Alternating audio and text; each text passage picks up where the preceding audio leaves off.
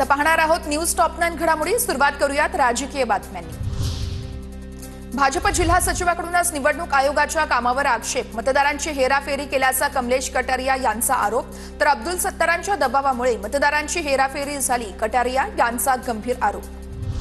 जालन्यातील भोकरदन नगर परिषदेच्या प्रभागातील एका मतदार यादीमध्ये एकाच कुटुंबातील व्यक्तींची नावे वेगवेगळ्या प्रभागात। नगर परिषदेकडे 1917 हरकती प्राप्त सूचना हरकतींवर प्रशासन शहानिशा करणार, मुख्याधिकाऱ्यांची माहिती। लातूरमधील रेणापूरमध्ये शरद पवारांच्या राष्ट्रवादीकडून मतदार यादीची होळी। मतदार यादीतील चुकांमुळे लोकांमध्ये संभ्रम। एका मतदाराचं नाव अनेक प्रभागात आल्याचा प्रकार उघडकीस आल्यानं शरद पवार पक्षाचे कार्यकर्ते आक्रमक। एकतर निष्पक्ष निवडणुका घ्या, नाहीतर इलेक्शनपेक्षा सिलेक्शन करून मोकळे व्हा। मतदार यादीतील घोळ सुधारेपर्यंत निवडणुका नको, उद्धव ठाकरेंची टीका।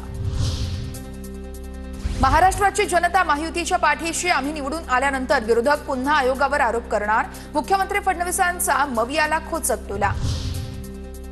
महायुतीच्या 232 जागा जिंकूनही महाराष्ट्रामध्ये सन्नाटा होता। मोठ्या विषयानंतरही शांतता, हे कसलं द्योतक? मतदार याद्या न दाखवणं हाच पहिला घोळ, राज ठाकरेंची टीका। पाऊस आला की बेडकं बाहेर येतात, विरोधकांचंही तसंच झालंय। सर्वपक्षीय शिष्टमंडळानं आयोगाची भेट घेतल्यावरून प्रवीण दरेकरांची टीका। आयोगाला भेट आल्या वेळ, पण शेतकऱ्यांच्या बांधावर जायला वेळ नाही, दरेकरांचं टीकास्त्र। विरोधकांना निवडणुका जिंकण्याची खात्री नाहीये, सन्नाटा त्यांच्याकडे आहे, आमच्याकडे नाही। निवडणुकीत पराभव झाल्यावर आयोगाला दोष देतात, उपमुख्यमंत्री एकनाथ शिंदेंची टीका। ठाण्यात भाजपकडून स्वबळाची चाचपणी सुरू आहे का अशी शक्यता। भाजपकडून ठाण्यातील 33 प्रभागांमध्ये इच्छुकांसाठी आज मार्गदर्शन शिबिराचं आयोजन।